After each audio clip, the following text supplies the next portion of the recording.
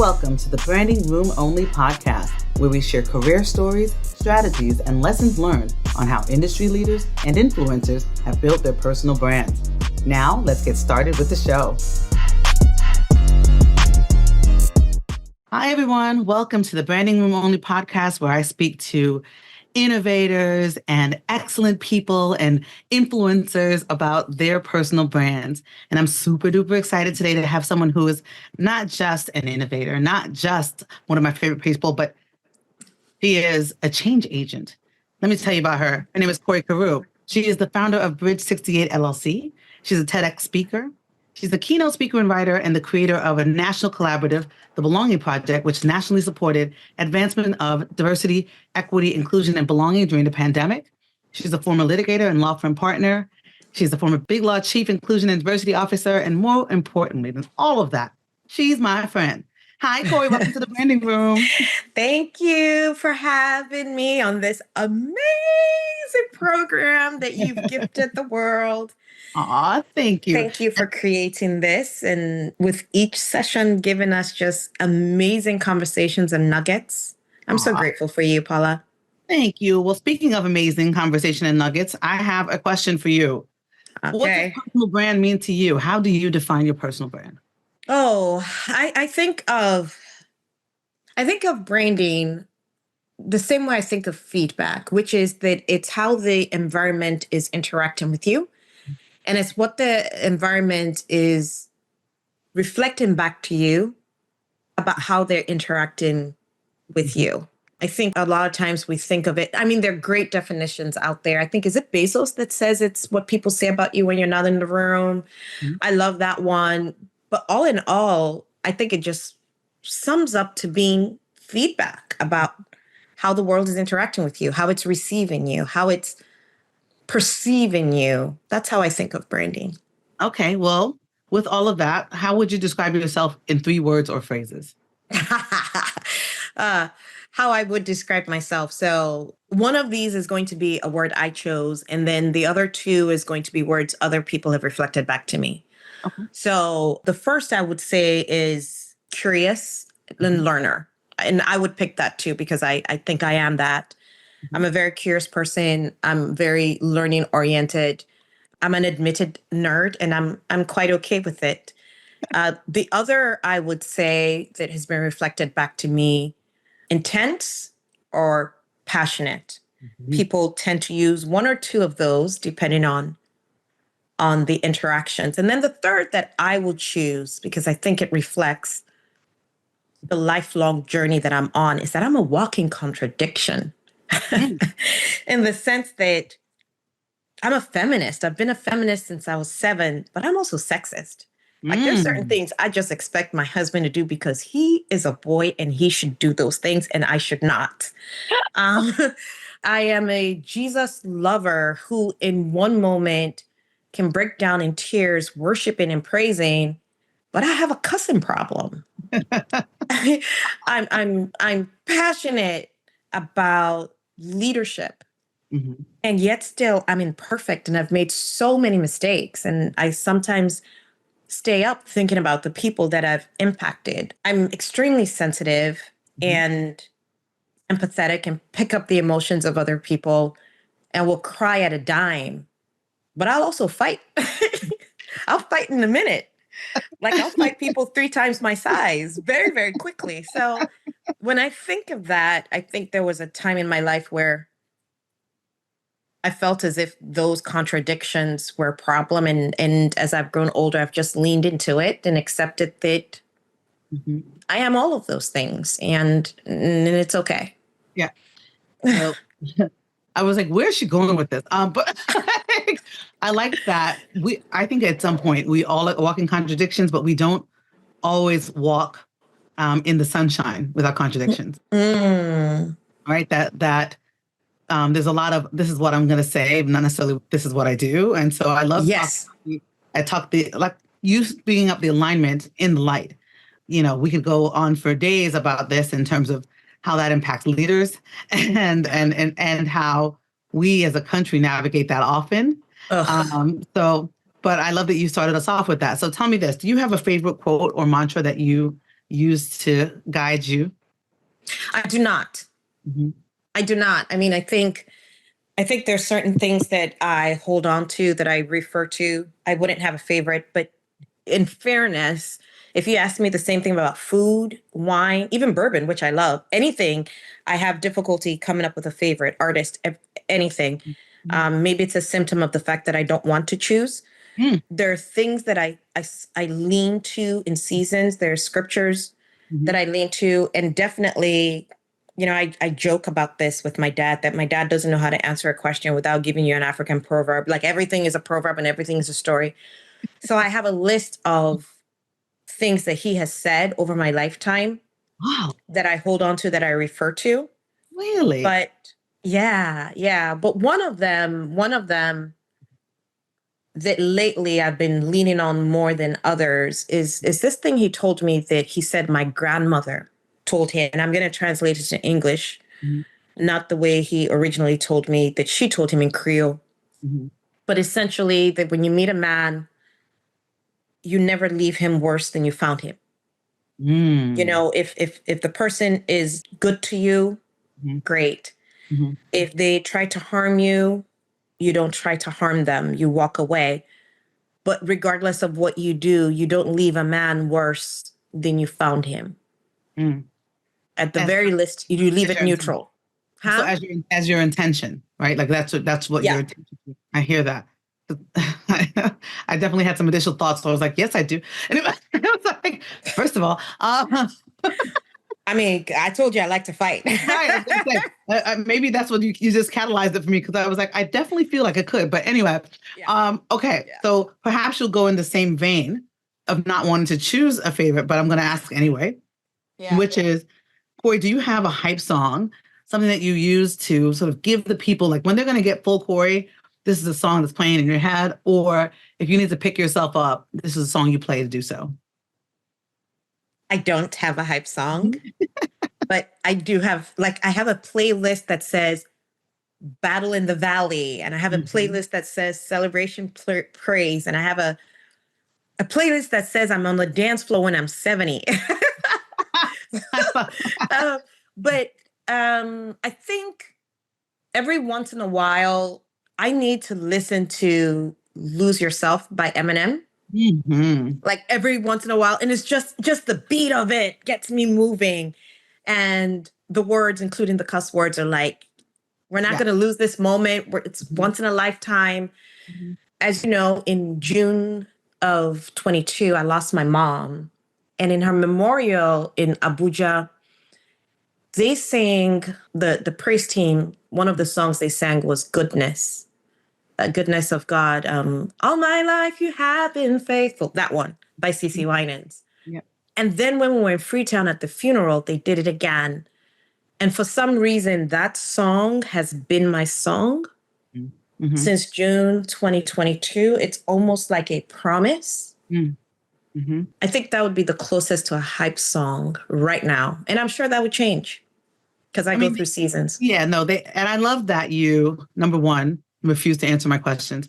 Number two, number two, you talked about that it's not a consistent thing, right? So that Yeah. that it depends on, it sounded like what you need and what you experience, it can shift, which is absolutely fair and I think very authentic. That even if I have a consistent hype song, like if you play this song, I know what space I'm going to be in, my body does what it's going to do. I know, but there are times when I have to do like a 1, 2, 3 song, including that song, because I feel X way or I'm doing this thing.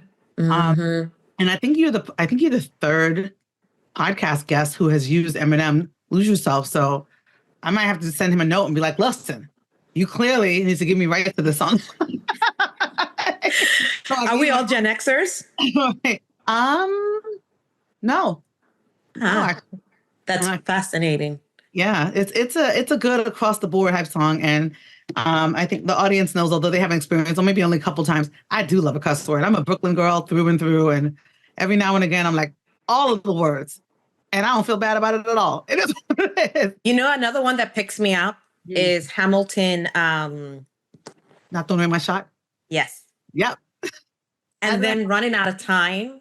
I Yes. always feel like running out of time Mhm. speaks to this tendency that I have to feel as if I have to do as much as possible, because if I die tomorrow, I want to make sure that I've made the impact I was created to on this earth. So those two songs always get me where I need to be if I'm feeling. I want to do the color purple like hand clap because I feel the exact same way, particularly about running out of time. I'm always like, I was just saying recently that some people are frustrated in busyness, and the busyness is surface level. I am honored by busyness, and my busyness is impactful because I feel like the world needs to do and have X thing happen, so I gotta get it done. So I felt what you were saying. And I'm loving the Hamilton shout out. I think you might be the first to bring up Hamilton. I love it. All right.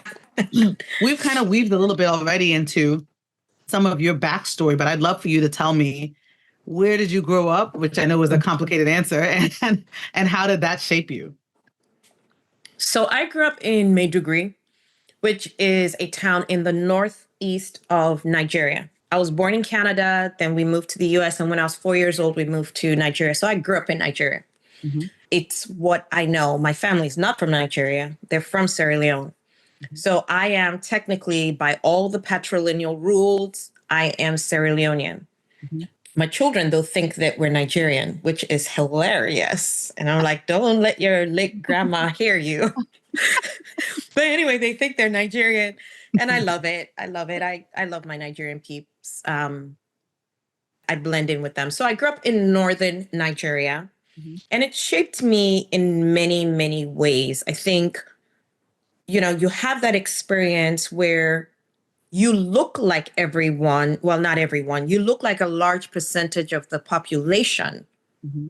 but technically you're an alien, mm-hmm. which shows up in opportunities that you're allowed to access or not access. I showed up there. I had an accent. Mm-hmm. I got teased by the kids. That began my lifelong practice of covering, which at this point is completely unconscious. I don't even do it intentionally. When I'm with my Caribbean friends, I start to look like them. When I'm talking on the phone to my dad, I sound completely different. Like, my kids can tell who I'm talking to depending on how I sound. I just automatically will pick up the sounds of people I'm around to blend in because of the teasing and all that happened when I was 4 years old. I also grew up around quite a bit of what we would call tribalism, ethnic discrimination. Mm-hmm. Not quite the same as racism, because that power dynamic is not there. That history, that legacy, the systemic nature of it isn't there. But definitely who's an indigene and who's not an indigene. Religious discrimination, which sometimes erupted into religious violence. There were multiple instances of my childhood where Christians were killed over a variety of things. An allegation that someone says you cooked pork right next to their stand, or a false allegation that somebody used pages of the Quran as, toilet paper. And so there were these things that happened growing up that were peppered there. Most of my childhood, there was a military dictator that was in charge. So there was that. Nigeria has over 300 different languages, different ethnic groups. So you're surrounded by diversity. Grew up on a university campus, and the professors were from all over the world. So even though we're in this very diverse country with these hundreds of ethnicities, on the campus itself, I'm growing up with kids whose parents and families are from Sri Lanka, Bangladesh, India, Pakistan, Poland, USSR, and then that block, right? So the block that now they're all different countries, but, they had different names when we're growing up: Canada, United States, all of it. And so growing up in this microcosm of diversity on campus, to where, at the age of 9, that if you want to, when you get into a quarrel with the Indian kid, you just have to call them a Pakistani, and you know that that's going to get a rise. So all of that was going on, as well as the very gendered culture rules about what girls can do and what boys can do. And I'm the oldest of four girls. So hearing all the messages about girls and people even apologizing to my father and expressing sorrow to him because he had no boys. And so that was the background that I grew up in. And it shaped me in many ways. I would say that the way my parents raised us, though, in the midst of that, in retrospect, was maybe the most powerful of all. Because to think that I grew up in a culture like that and can honestly say that at the age of 7, I was already verbalizing that anything boys can do, girls can do, means I was being raised in a home where that not only was allowed, but I was empowered to feel like that's right. That is true. My parents cooked food from all over the world, and that was brought into our home. So like in a lot of homes, people would eat only the food from their ethnic group, and we did everything. I saw my mom use sharing her culture through food as a way of bridging. I remember during Ramadan, our family friends, she would make ginger beer and different Sierra Leonean stuff and send to them. And I remember this whole conversation of some of the Muslim friends, like, we can't drink beer, and having to explain that, no, it's actually not alcohol.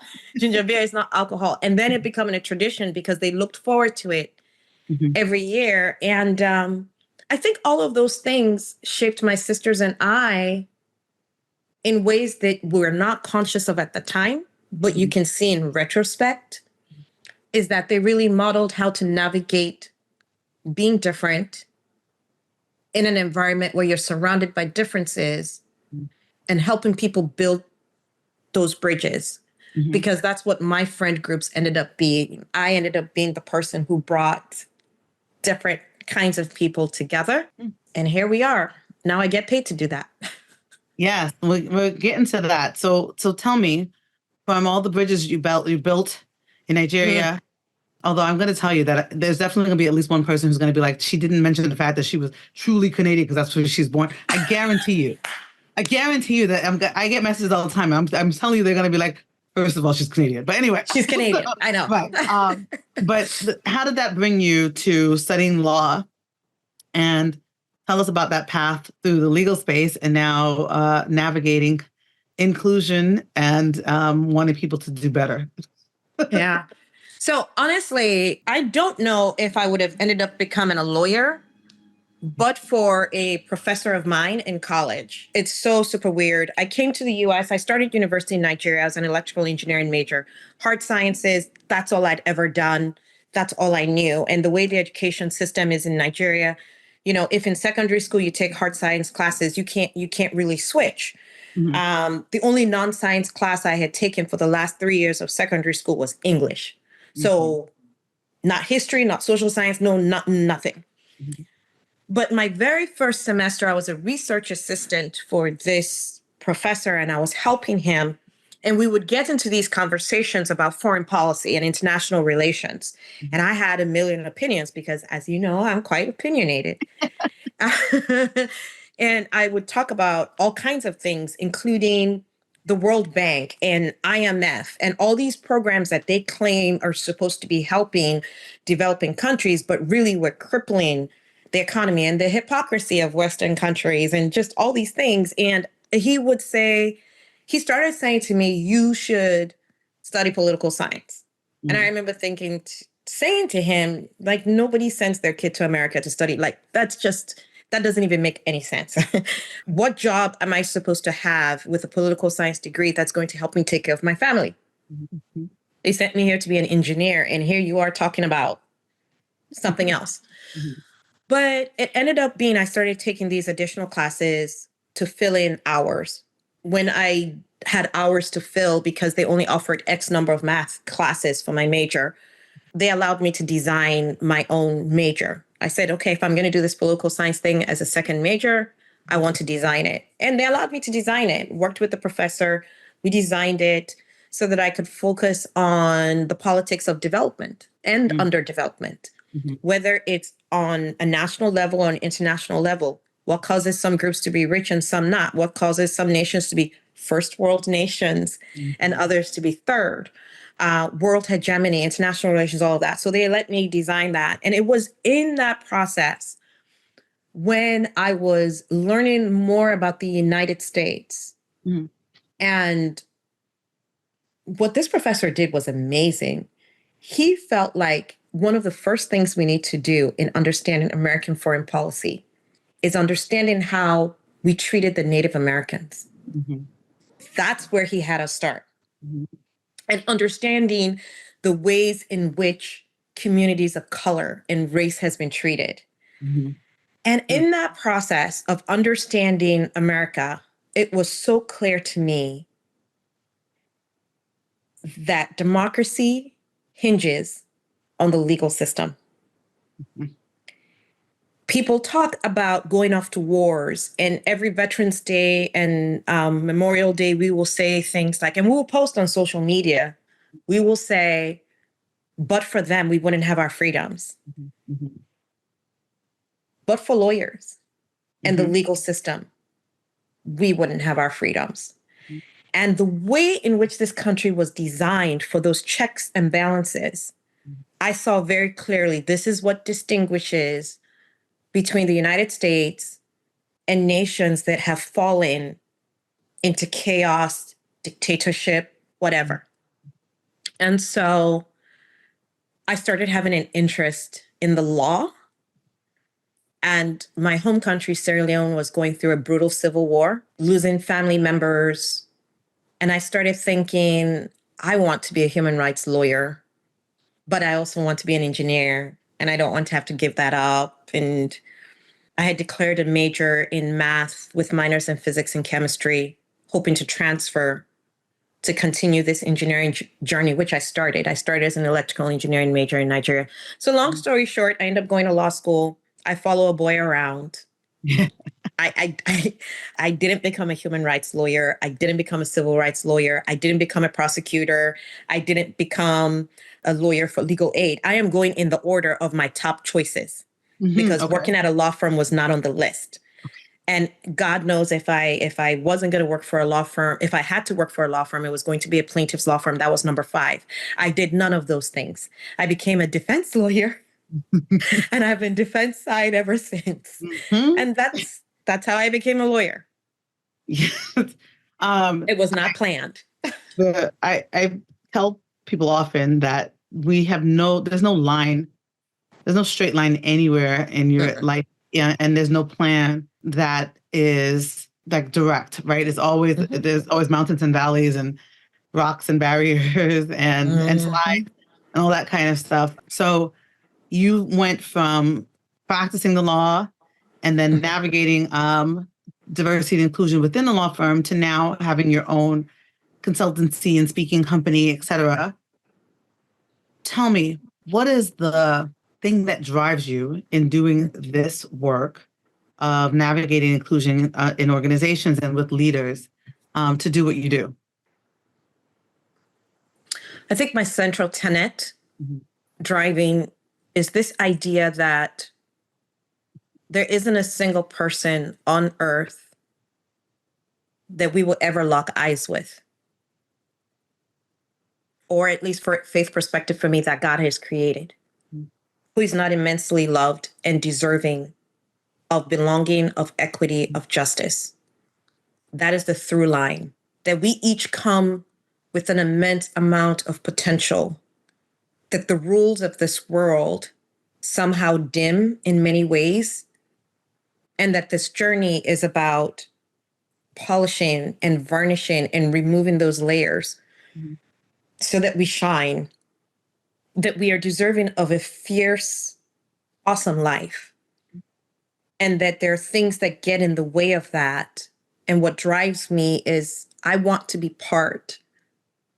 I need to be part of tearing those things down. I also recognize that we are each wired in particular ways.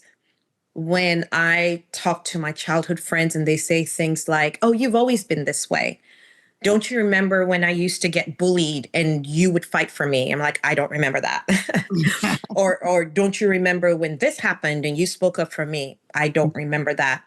So I do think that much of this is a wiring. I think we are wired in particular ways often, and those things that are core to our values show up even when we don't have a name for it. Mm-hmm.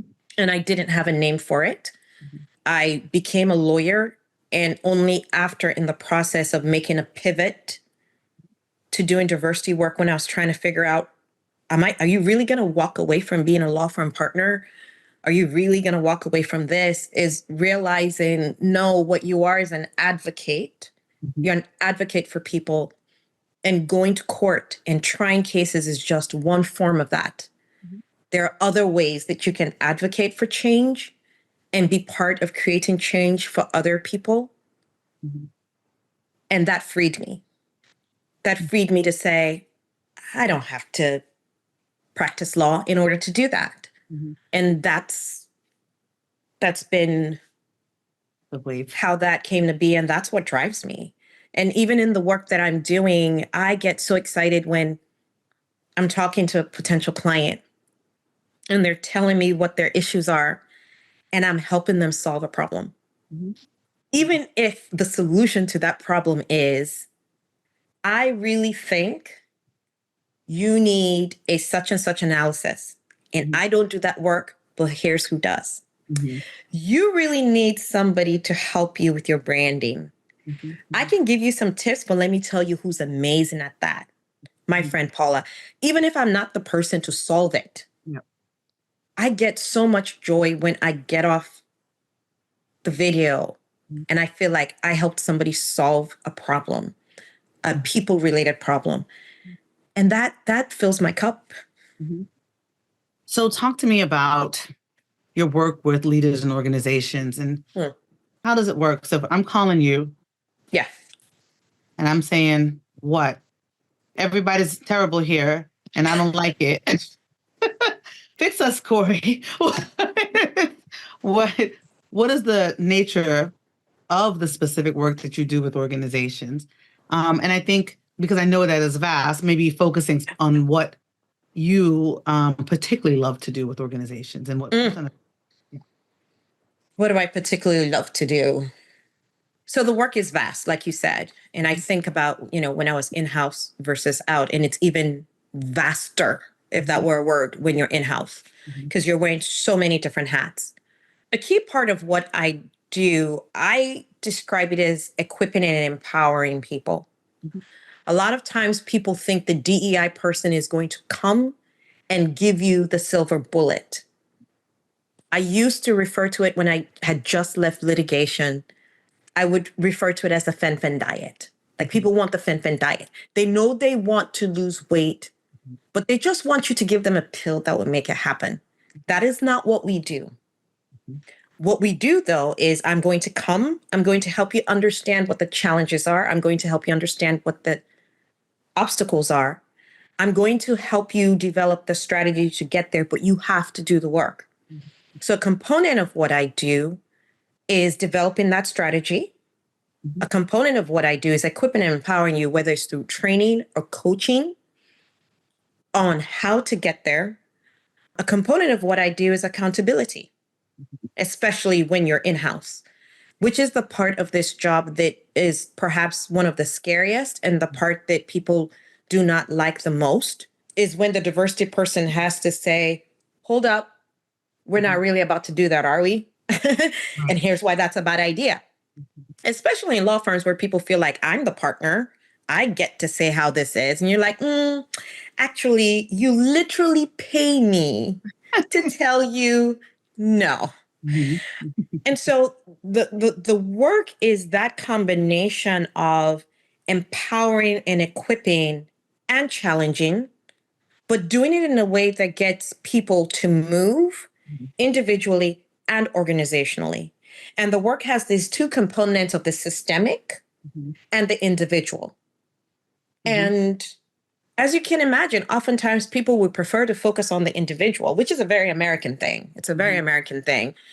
Like, let's not talk about the big system. Let's just talk about the person, as if, we all just pull ourselves up and we would just magically make things happen on our own. But That's essentially, if I had to, whittle down a description of the work, that's what it is. I love it. So, because the podcast is about personal branding, when I was thinking about what I wanted to talk to you about, I thought it'd be helpful. When we are talking about diversity within organizations, people will say a lot of things.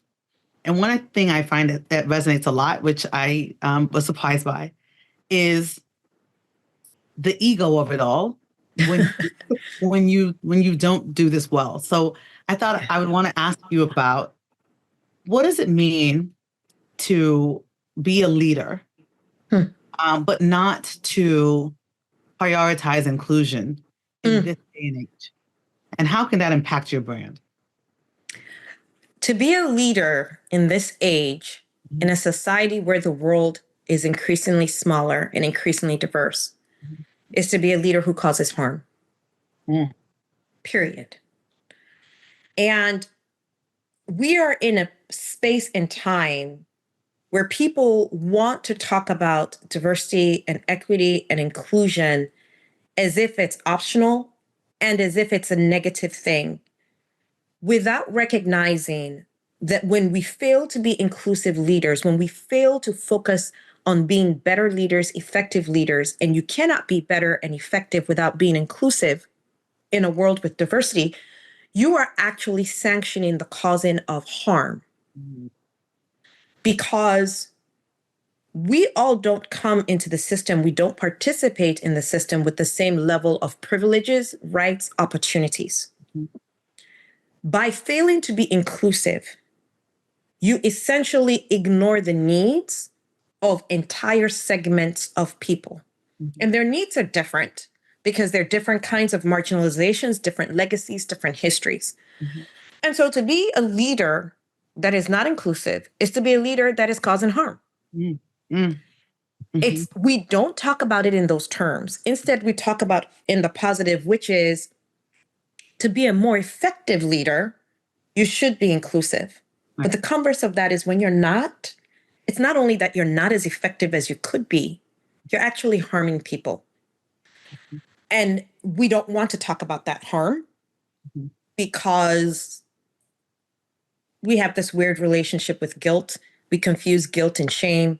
We also have a weird relationship with guilt in the sense that we keep carrying it around, which is this useless emotion, as opposed to leaning into accountability, acknowledging where we could do better, and then just moving forward. So there's all that. In terms of the brand, I'd like to answer that question twofold. I think thus far, you can have an external brand that can go largely unimpacted by your lack of inclusion as a leader. Because the system is not set up right now to highlight the impact and the voices of the marginalized. We're beginning to see that shift because we have a generation of people coming up that are vocal and who talk about things our generation didn't. So if we worked in a place and we worked with leaders that were not inclusive, what did we do? Gen X, we were the first to begin to say, bye, we're going to move somewhere else.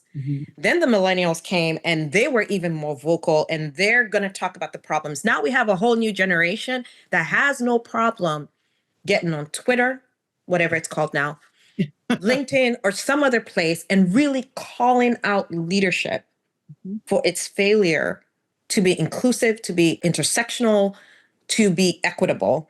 So maybe we'll see some change, but by and large, the system doesn't really penalize leaders externally. Internally, it harms your brand in that when you're not inclusive, you're just not seen as a good leader. I think that there is a power that some leaders who are hesitant on outwardly working towards and embracing and acting and being inclusive are not capturing. Like the same way, to your point, that there's a harm that happens. I think, you know what, at this day and time, if you literally say, I'm going to work on this, it's not going to be easy, but this is going to be my goal, my vision, my value, my ethos, and then do it, there's much more benefit than there is negative, right? Especially now, I'm like, I would be putting on my inclusion jacket, my inclusion hat, and hope that it becomes a part of my natural outfit, because there's so much more to be gained than to have lost. Like, to your point about the causing harm, yes, you can cause harm when you were intending but not impacting, right, in the way you want. But I do think that people will give you some grace if you are learning and understanding and being accountable about being on that learning journey. And if it was me, and this is my like, hey, leaders, I do get paid to do this, but the point is, here's some free advice. And it is to get with the program, because the resistance is not, it is literally futile now. Like, it's going to happen one way or the other, and it may not be with you because you may be gone. But anyway, I digress. All right. So tell me, to that end, because we've talked, what are some of the challenges that you see organizations face when they're trying to improve diversity and inclusion? And then talk about maybe some of the strategies that you've seen that have been effective. I think the number one challenge to the progress of diversity and inclusion, and just all aspects of leveraging the best of people, is an absence of courage. And I think part of it is, when we think of courage, people always think of the big, grandiose things. They think of the running into buildings. They think of the putting your life on the line. Those are courage. But what's happening in our organizations is we are unwilling to move away from our place of comfort and safety into the unknown. And this movement towards more equity, it requires some unknowns. It also requires what you said, where you're exposing yourself and you're learning and admitting that you may not know all the things. That's vulnerability by definition. And we are not comfortable doing that. Whenever you have to choose vulnerability, potential exposure, potential risk, courage is required, because you have to make the decision that this may feel icky, it may backfire, someone may say I got it wrong, I may even be embarrassed. However, it is important enough that I'm going to take the risk. That is the definition of courage, where you experience the fear, you have this hesitation, but you know this thing is important, and so you do it anyway. That courage is missing in our organizations. That courage is missing to where we are more reactive and responsive to criticism and attacks than we are to the vision. See, courage says, this is the value, this is the vision, and therefore this is what I'm going to use to drive. In our organizations, what happens is, well, this is the vision, but these people over here don't like it. And these people over here were upset. And, yes, what you said was really true about the lack of intersectionality with gender equity, but these women over here are really upset because they feel like you call them out. And so now we are centering fragility, we are centering tears, we are centering discomfort. It takes courage to say, ooh, this feels uncomfortable. But because we said, these are the values and this is where we're going, we got to keep going. The number one thing missing is courage.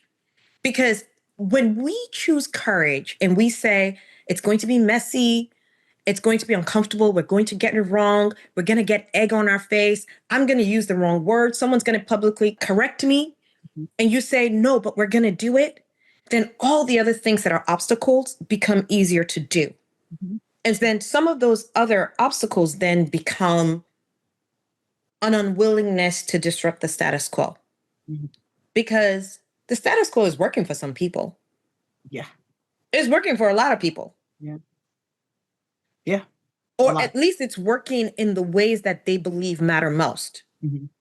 I believe a lack of diversity and a lack of equity actually impacts everyone. There's some people who disagree. They feel like racism doesn't really impact white people, for example. I believe it impacts everyone, but maybe not in the way that you may consider most important. Maybe you're thinking my pocketbook. I may be a partner. I'm making millions of dollars. Diversity, no diversity, I'm still making my millions. But that unwillingness to disrupt the status quo is part of why we would be willing to do the superficial things around diversity or even leadership development, but not the things that are going to rock the boat too much. And that's where this is how we've always done it. Oh, but this is our culture. Yep. Oh, but all of those excuses. And when you pull back all the layers, it all boils down to courage. I love that. And I do think that people do think of courage like, let me fight this lion. When sometimes it's let me say in a meeting, hey, that's not who we are here. Right? So something to where there's a little bit of risk, or maybe a lot of bit of risk, but you're taking Yes. it for the good, for the collective, Yes. and to advance the culture. If more people did that, I think you're absolutely right. We would see such like a momentous shifts because we're talking about branding, and a big part of branding is influence. And when Yes. people use their influence to be impactful, to shift cultures, to navigate change collectively, it does it because because they're influencers, right? Exactly. Right. No matter what starts the wave, we're still going that way, and then hopefully people pick up the best practice on their way. So I really love that you brought up courage as the thing, as I knew was going to happen because I know you and I know me. we are already close to our conversation, but there are two things that I ask all of my guests, and then I want to make sure that I get your answers before we close. And then, of course, you're invited to come back to the branding room anytime. Aww. What first is this? I think maybe I know the answer just based on how you answered it, but I'll ask anyway. So stand by your brand. I like this as a thing. What is a part of your brand that you will never compromise on? On my LinkedIn and on my branding, I have on there truth teller. And that came to me from a colleague at Shook who reflected back to me the way in which I led. And I thought about it, and it's so important to me because there's a lot of not telling the truth that happens in organizations and even externally. And we do it under the guise of being nice, which honestly, to me, it's like somebody who doesn't have sense of feeling their skin being on fire, and you don't tell them they're on fire because you're being nice, doesn't seem very nice at all. So truth telling is definitely a core. Authenticity is definitely a core. I get that reflected back to me, and it's important to me because restoring authenticity is one of my core values. But another thing that I think sometimes I get or I see pushback with in the space amongst other people who do similar work is that it's very important to me, and I hold it dearly when people have described my approach as truth and grace.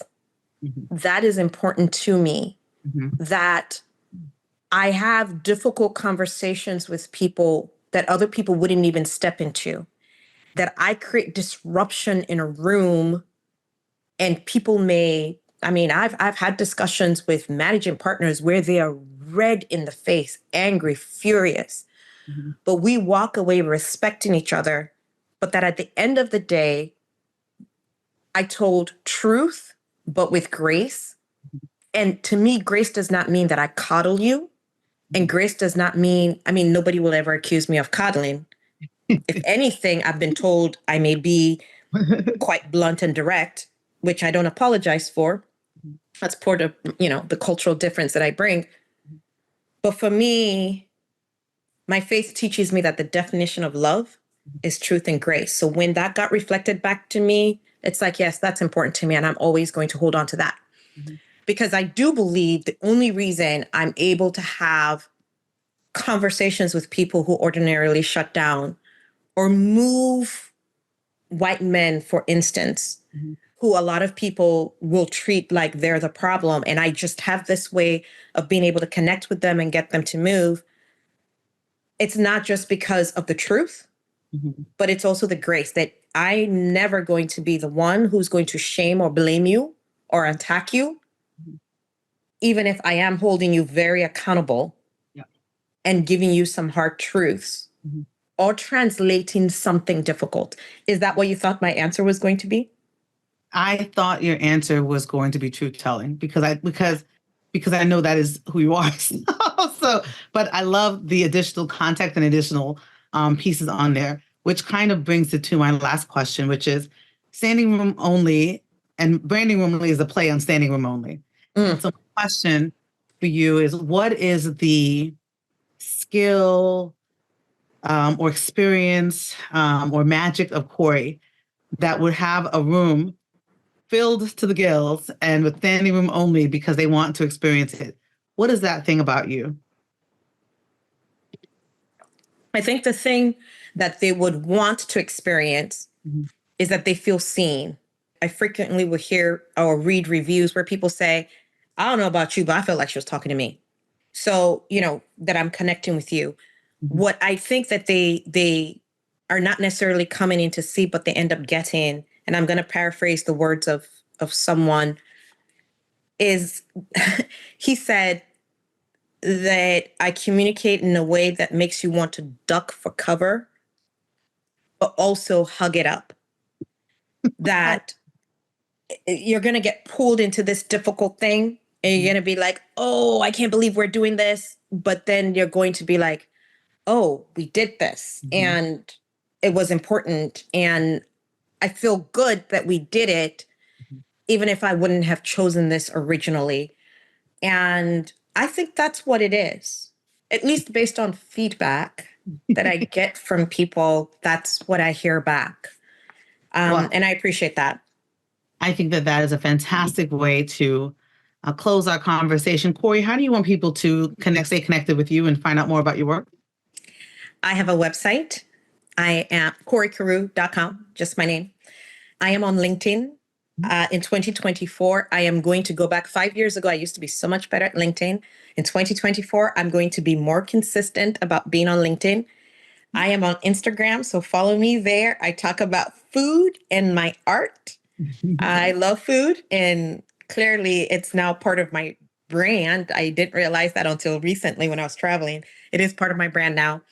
And I used to be on Twitter, but I'm not on there very much anymore. So those are all the ways you can connect with me. I am super easy to find. Fantastic.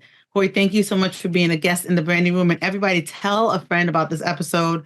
Share it with your favorite leaders and tell them to reach out and let me know what they thought. Have a wonderful rest of your day. And remember to tell the truth. And shame the devil. Tell the truth and shame the devil.